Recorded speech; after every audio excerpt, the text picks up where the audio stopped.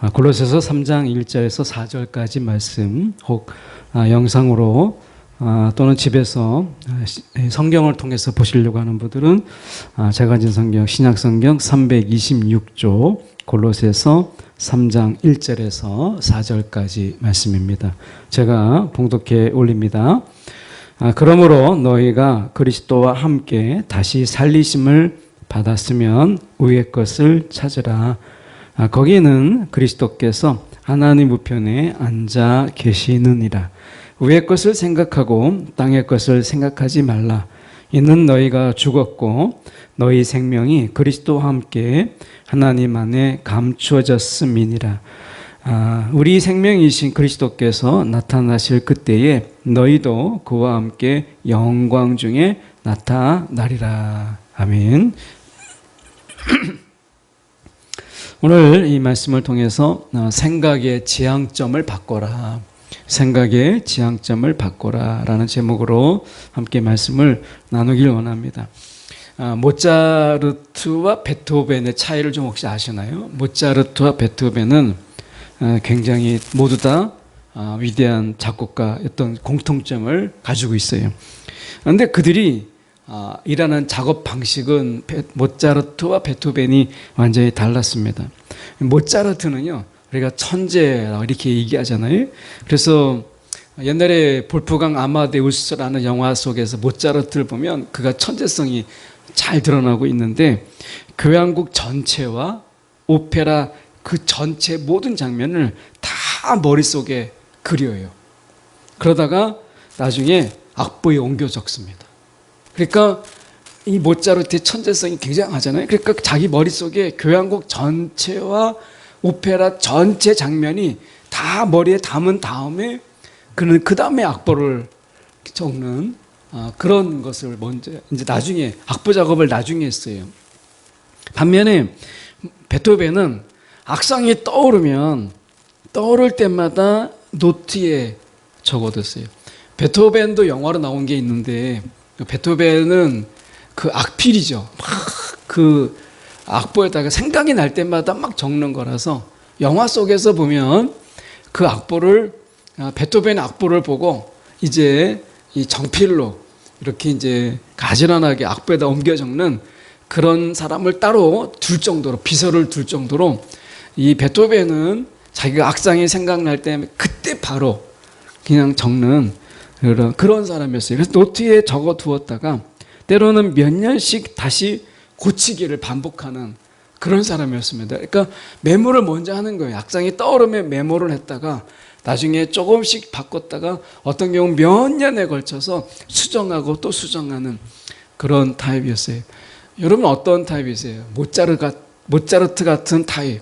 머릿속에 다 있다가 나중에 가지런하게 그냥 머릿속에 있는 것을 그냥 악보에 옮기면 그냥 바로 되는 이런 분도 있고, 어떤 분들은 메모지를 갖고 다니면서 그때를 놓치면 안 되기 때문에 그런 경우도 있죠.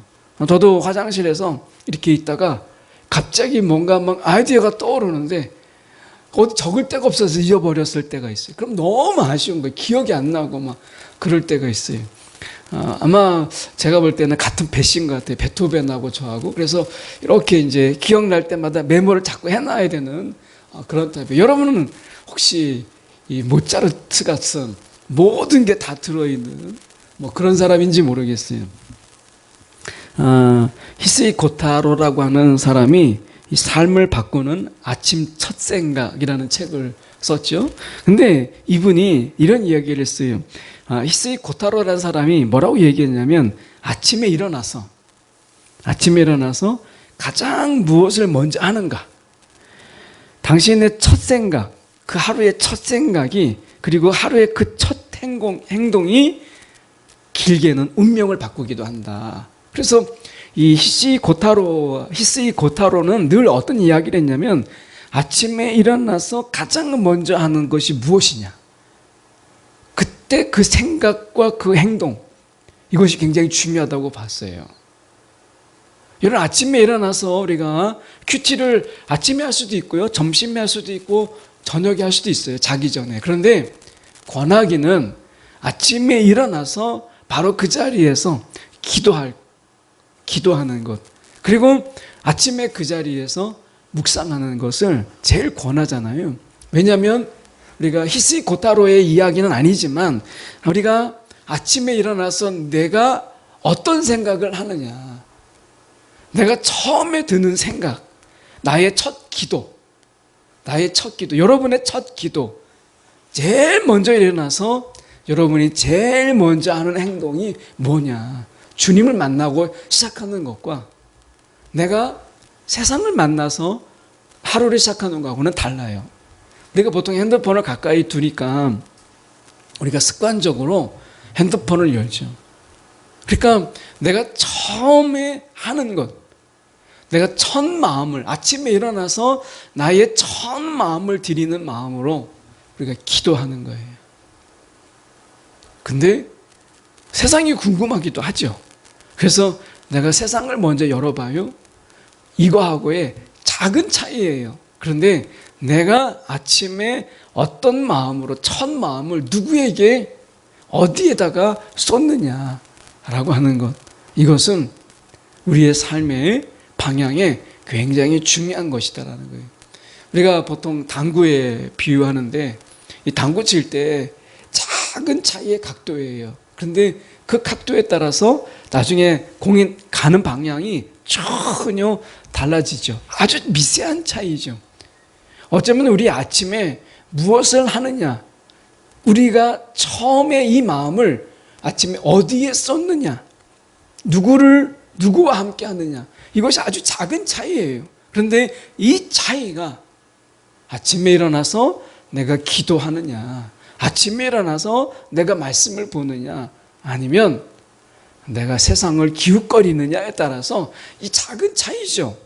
그런데 여러분의 삶의 전부를 때로는 갈라놓을 수 있는 아주 중요한 기로가 될 수 있다라고 하는 거예요.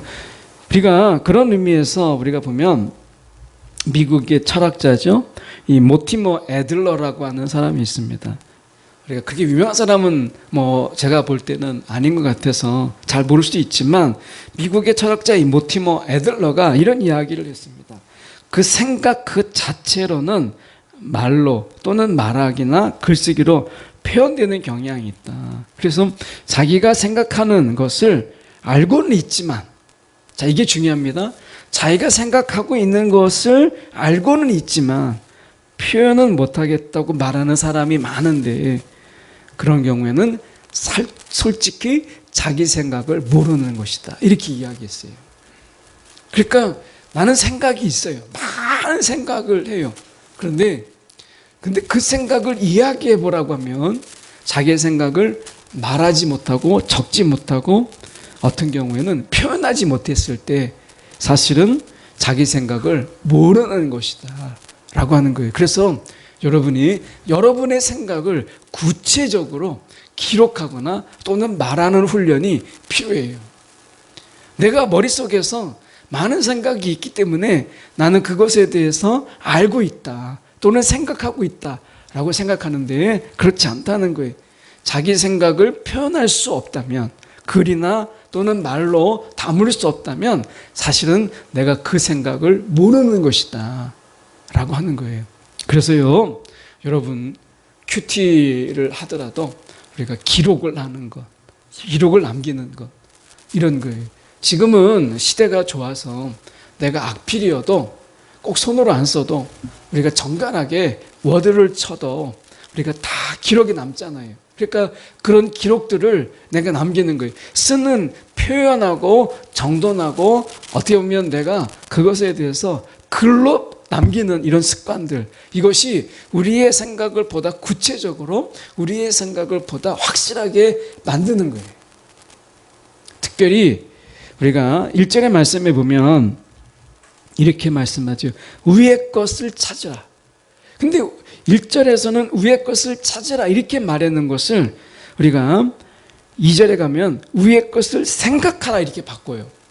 위의 것을 찾으라, 위의 것을 생각하라 이렇게 돼 있어요. 그러니까 찾은 것을 찾는 것과 생각하는 것을 지금 우리가 같이 병용하고 있는 것을 보게 돼요. 여러분, 우리가 지금 보면 세상의 어떤 야욕이나 부나 명예, 이게 나쁜 게 아닙니다. 근데 문제가 무엇이냐면 이런 것에 대해서 우리가 비판적이거나 아니면 이것의 이 악한 점 또는 이것에 대해서 우리를 어떻게 잘못 인도할 수 있는지에 대해서 우리가 생각하지 않냐고 무비판적으로 아무런 생각 없이 그냥 사람들이 다 찾고 있기 때문에 사람들이 무조건 찾는 것을 나도 아무 생각 없이 찾고 있는 것은 아닌가. 어떻게 보면 사람들이 찾고 있는 것들이 뭐예요? 부와 명예 또는 어떤 돈, 건물 이런 게 나쁜 게 아닌데 다른 사람들이 찾고 있기 때문에 나도 아무런 생각 없이 막연하게 그것을 찾고 있는 그 자체가 위험하다는 거예요. 어떻게 보면 성경에서는 이야기하는 것이 말씀하고 있는 게 뭐냐면 결국에는 그렇게 아무런 생각이 없이 돈과 명예와 어떤 부 이런 것을 우리가 쫓게 됐을 때 거기서 만나게 되는 틀림없이 만나게 되는데 그것이 가져다 주는 공허와 화상 이런 게 있거든요. 그래서 많은 사람들이 많은 것을 가졌음에도 불구하고 결국 그들이 인생을 아름답게 끝내기보다는 아주 비극적으로 인생을 마치는 경우가 너무 많아요. 우리가 어떻게 보면 우리가 드라마나 아니면 뉴스를 통해서 포장된 것만 우리가 보게 되기 때문에 부와 명예를 가진 이런 사람들, 우리가 부자 청년이 예수님께 와서 어떻게 하면 영생을 얻으리까? 라고 이야기했어요. 그는 많은 것을 이미 가졌어요. 그런데 예수님께서 말씀하셨어요. 제가 만약에 예수님이라면 저는 부자 청년에게 기회, 용기를 줬을 것 같아요. 네가 많은 것을 가졌으니까 이 많은 것을 가지고 선하게 사용해라. 그렇게 하면 너가 영생이 있을 거라. 이렇게 말하지 않았어요. 어떻게 보면 예수님께서 그에게 절망적인 이야기를 했어요. 내 이것을 모든 것을 다 팔아서 가난한 자에게 주고 이것을 다 팔아서 가난한 자에게 주고 나를 따르라고 이야기를 했어요. 왜냐하면 그에게 있어서 이 부라고 하는 것은 명예도 가져오는 것이고 어쩌면 그의 존재의 전부일 수 있어요. 이 부라고 하는 것은 부와 자신을 떼놓을 수가 없는 거죠. 그런데 예수님이 말씀하셨어요. 너라는 존재와 네가 가지고 있는 재산이라는 존재를 나눠라. 이게 너의 자체로 나에게 오라. 이렇게 말씀하고 있는 거잖아요. 여러분, 오늘 어떻게 보면 예수님께서 말씀하신 위의 것을 찾으라, 위의 것을 생각하라 라고 하는 이 말씀 속에서 우리가 생각해 봐야 될 것은 생각의 수준과 질을 좀 높여라 라고 하는 거예요. 생각의 수준과 질을 좀 높여라 라고 하는 거예요. 이런 말이 있어요. 하트라는 말 알죠? 마음이라는 말인데 이것을 우리가 둘로 나누면 하나는 히이고요, 하나는 아트예요. 그러니까 하나는 창조죠. 그라는 말이죠. 하트, 대문자예요. 그러니까 he, he가 창조죠. 바로 그를 이야기하는 거예요. 창조죠. 아트, 예술이죠. 그러니까 마음에는, 저와 여러분의 마음속에는 이 하나님의 예술이 숨겨져 있어요. 하나님께서 이 하트라고 하는 것에는 그분의 히하트, 다시 말하면 그분의 예술을 담아 놓으셨다는 거예요. 그게 마음이에요. 그래서 우리는 하나님의 예술을, 그 하나님의 정말 그 예술적 그 감각을 찾기 위해서는 어디로 가야 되느냐?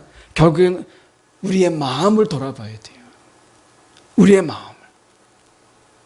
다른 데가 아니라.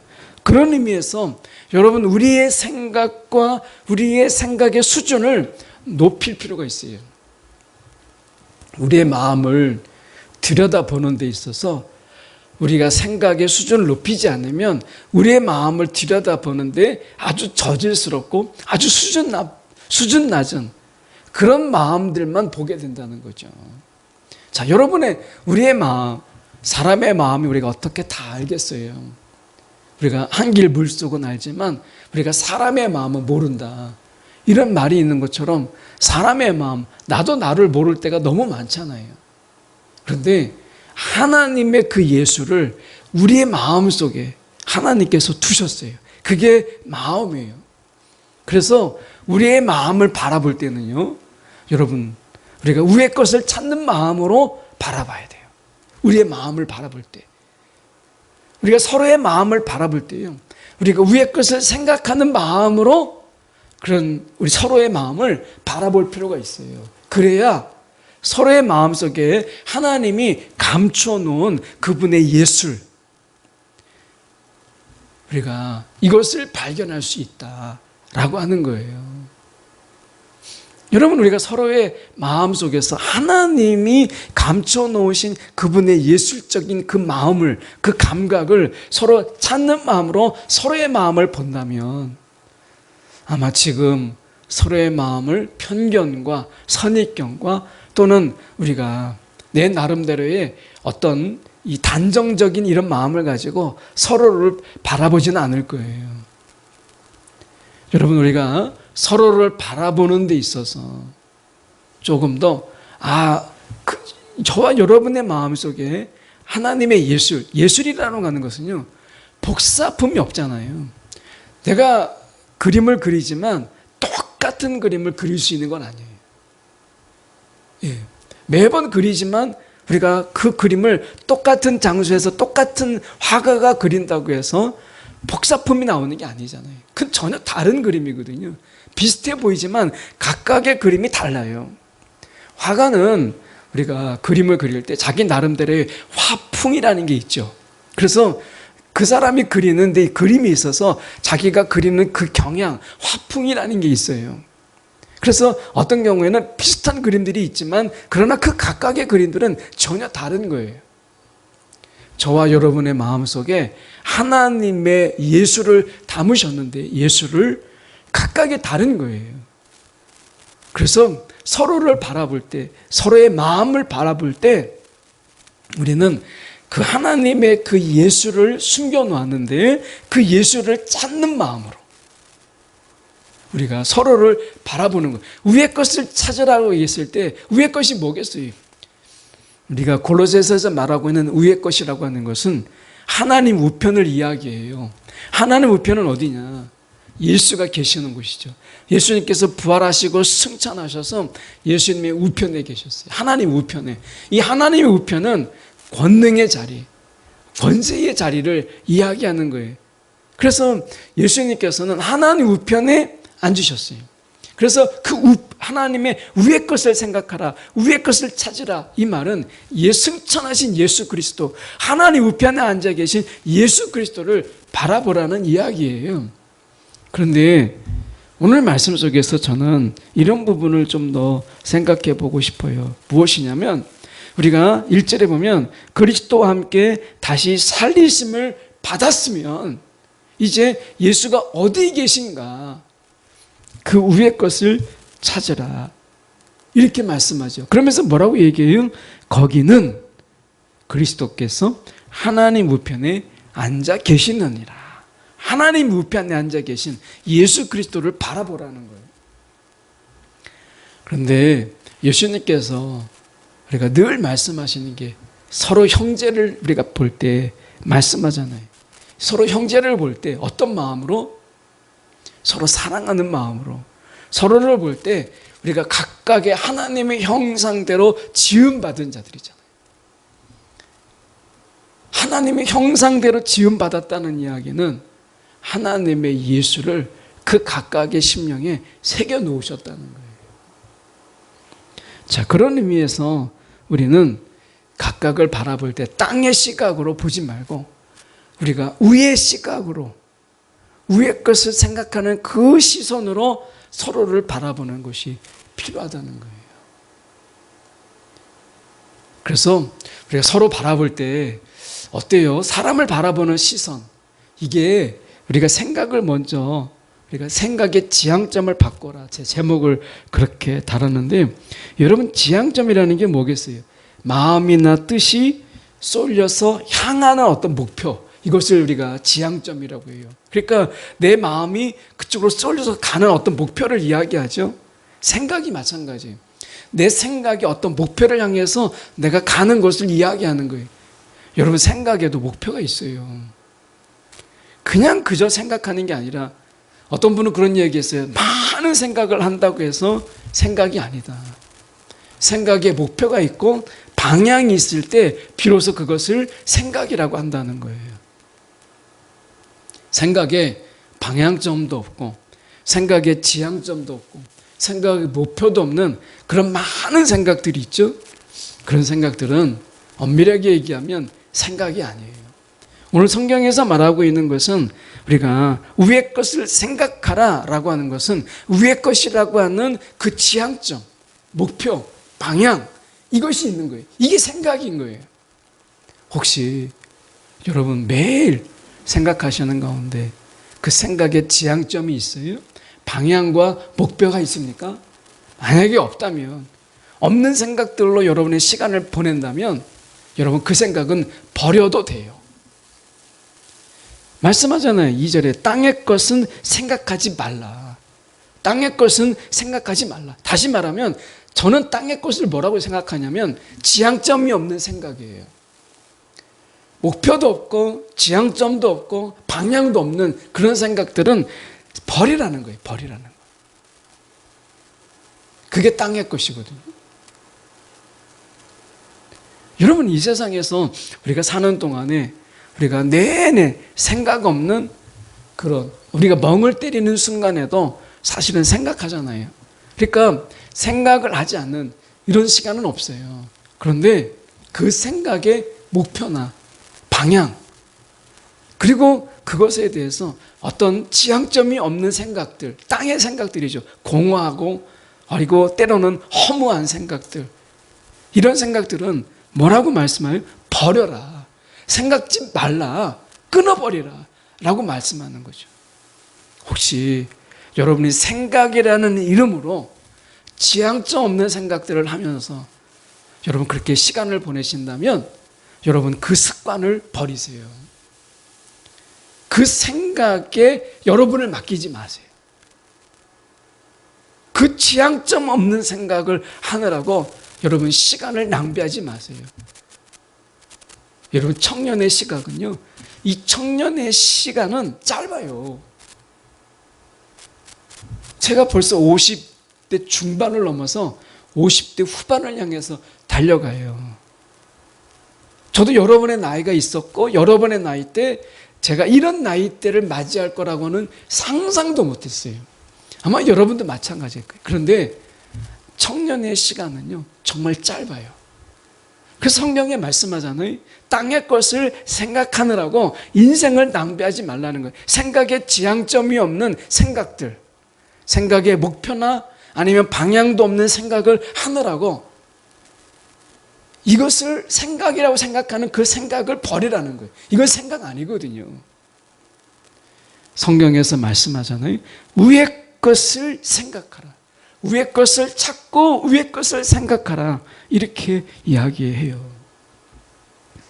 생각의 지향점이 어디로 향하고 있는가라고 하는 거예요. 4절에 보니까 이렇게 말씀하잖아요. 우리의 생명이신 그리스도께서 나타나실 그때에 너희도 그와 함께 영광 중에 나타나리라. 지금 그의 생각의 지향점이 어디에? 예수 그리스도. 사도 바울의 생각의 지향점은 오직 예수 그리스도였어요.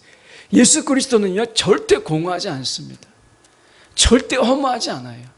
죽음을 이기시고 이 승리하신 분이세요. 그리고 반드시 그분은 다시 나타나셔서 우리와 함께 영광 중에 나타나실 그런 분이세요. 죽음이 아니에요. 생명이에요. 그래서 우리의 생명이신 그리스도라고 얘기하잖아요. 여러분, 생명이 있는 생각, 우리의 생각이 죽음으로 나를 이끌고 가는 생각이 아니라 우리를 살리는 생각, 우리에게 생명을 주는 생각들을 하라는 거예요. 이 잠언서 27장 12절에 제가 이 세번역인데요, 세번역을 가지고 한번 제가 봉독해 보면, 슬기로운 사람은 재앙을 보면 숨어 피하지만, 슬기로운 사람은 재앙을 보면 숨어 피하지만 어리숙한 사람은 고집을 부리고 나아가다가 화를 입는다, 이렇게 돼 있어요. 근데 이 어리숙한 사람이라는 말을, 그러니까 히브리적인 언어가 어떤 뜻이 있냐면 이런 것입니다. 이 어리숙한이다라는 의미는 이 히브리어로 푸다임에서 왔어요. 이 푸다임이라고 하는 것은 도덕적 방향 감각이 없어서 악으로 기울어지는 아주 단순한 사람들, 이것을 어리숙하다, 어수룩하다, 이렇게 표현한 거예요.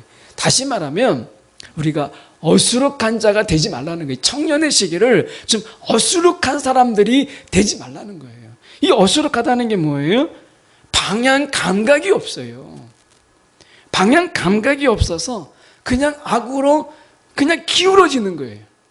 내 본능에 의해서, 내 죄성에 의해서. 우리의 본능은 타락한 본능이잖아요. 그러니까 이 본능에 의해서 내가 기울어져 가는 거예요. 방향 감각이 없기 때문에. 여러분, 청년의 시기에는 방향 감각이 어느 때보다도 필요한 시기예요. 왜냐하면 이 청년의 이 열정, 뜨거움이라고 하는 것은 본질적으로 청년의 본성은 죄성이에요. 그래서 악으로 기울어져요. 일탈이 기쁨이 있고요, 타락의 환희가 있어요.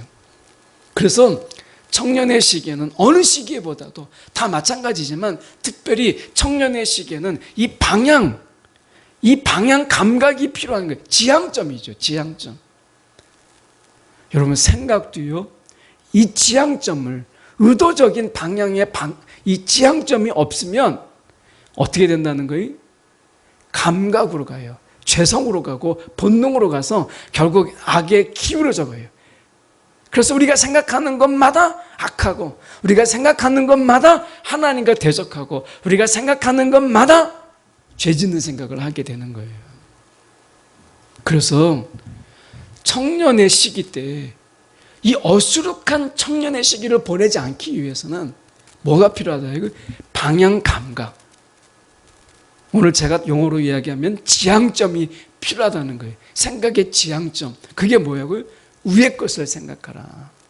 지금 말씀하잖아요. 사도 바울이 땅의 것을 생각하지 말라는 거예요. 땅의 것은 생각하려고 시간을 낭비하지 말라는 거예요. 여러분의 생각에 지향점이 있어요? 그게 생각이에요. 그게. 여러분의 생각에 목표를 정하세요. 여러분의 생각에 방향을 정하세요. 그리고 생각하세요. 생각을 내가 한다고 해서 모든 게 다 생각이 아니라는 거예요. 사도 바울은 이야기하잖아요. 땅의 것은 생각하지 말라. 여러분, 이 제한을 두라는 거예요. 내가 땅의 것은 생각하지 않으리라. 이 설정을 두라는 거예요. 이 제한선을 먼저 두라는 거예요. 그리고 내가 이제 생각한다면 위의 것을 생각하겠다. 예수를 생각하겠다. 생각의 방향과 목표, 지향점을 설정하라는 거예요. 그리고 생각하라는 거예요. 청년의 시기 때 여러분 많은 생각이 있죠. 얼마나 많은 생각이 일어나겠어요. 그 생각에 먼저 지향점을 정하세요. 방향을 설정하세요. 목표를 세우세요. 다니엘이 그 어린 시기에 그가 이 바벨론에 끌려갔을 때도 그가 왕이 회유하고 많은 문화와 교육 그런 것들이 그를 회유했을 텐데 어떻게 하나님의 사람으로 그가 인생을 마칠 수 있었는가? 그것은 그의 생각의 방향과 생각의 이 지향점이 너무나 분명했다는, 이것을 다니엘적인 표현으로는 마음에 확증했더라. 마음에 확증했다는 거잖아요. 생각하지 말아야 될 것들에 대해서 그는 생각하지 않았다는 거예요. 여러분, 내가 생각하고 있다고 생각하는 그 생각 속에서 방향이 없습니까? 그렇다면 목표가 없습니까? 그렇다면 그 생각은 사도 바울처럼 버리세요. 여러분의 생각을 병들게 하고요. 결국엔 여러분의 방향을 잃게 만들어요. 여러분, 생각이 여러분을 분명한 방향으로 인도하는 것이라면 그게 선한 것이지만, 혹시 여러분의 생각이 여러분을 방향을 잃게 만들고 무엇보다도 주님을 향한 그 방향이 주님과 멀어지게 만드는 것이라면요, 여러분 그 생각이 옳아 보여도 버리는 게 지혜로운 거예요. 어수룩한 자 이야기하잖아요.